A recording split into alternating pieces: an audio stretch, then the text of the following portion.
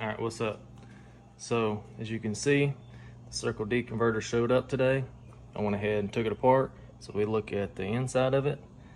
It is TIG welded on the inside, so that will make it a lot stronger than the JEGS converter that was only furnace brazed.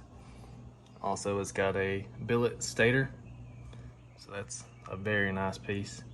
This is the 252 millimeter Pro Series converter, so we should not need another converter for a long time. We'll be able to make any changes we want to this converter to suit any type of racing we want to do. So very happy about that.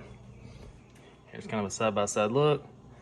You remember JEGS converter had a bunch of broke fins. I fixed a bunch of these fins. They were all laid over. You can go back and look in an older video. And then all these fins here, how they're bent up. So this converter, way stronger. Shouldn't have to worry about that. So the plan is to put the converter back together and get it in the transmission, and then go ahead and get the transmission in the truck if it stops raining. I also have to build some brake lines for the rear, because when I was putting the rear end back in, I broke the brake lines, so I will be doing that also. But I'll bring y'all back after we get the transmission in, and we'll see how this converter does. All right, stay tuned.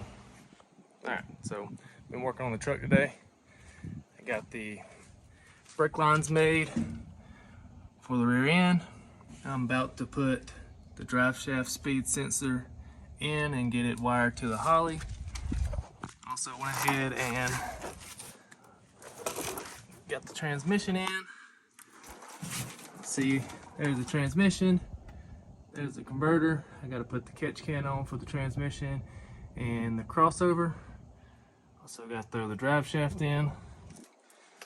So we're getting close to fire the truck back up and getting it back running, putting it on the trans brake, and checking out this converter. I did pick up a new project car. If you didn't see the other video about this car, it is a 1962 Mercury Comet. So the more I think about it, the more I just want to go ahead and put an LS in it. It does run and drive, so I'd like to make it run and drive, and then me and my son will probably throw an LS in it and have some fun. But yeah, the truck's coming along. My son's been working on his dirt bike. But yeah, I'll bring y'all back when we get the truck fired up, and we'll check out this converter and the drive shaft speed sensor.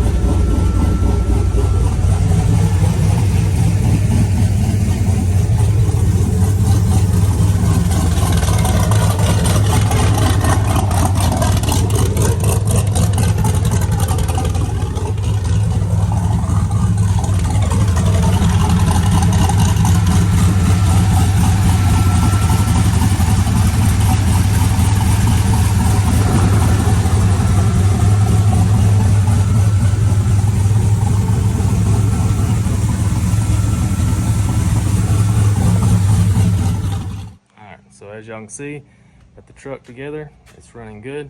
The Circle D converter is working as it should. Charge pressure looks good, line pressure looks good, so I believe the transmission's fine.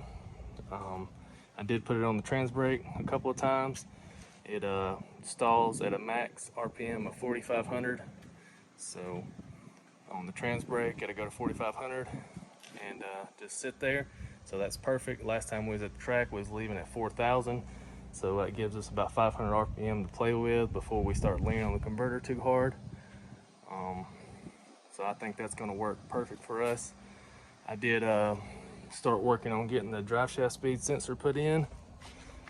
So you can see in there, up top, the sensor's in, and I just gotta get everything wired to the Holly. So pull the dash out, get it wired in.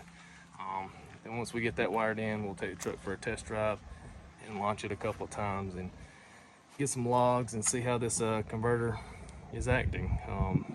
But there's a little update on the S10. We should be going to the track in the next couple of weeks. All my buddies getting their stuff put together, so we'll all get back to the track and we'll try to put this thing in the fives. So I appreciate y'all watching, and I'll catch y'all next time.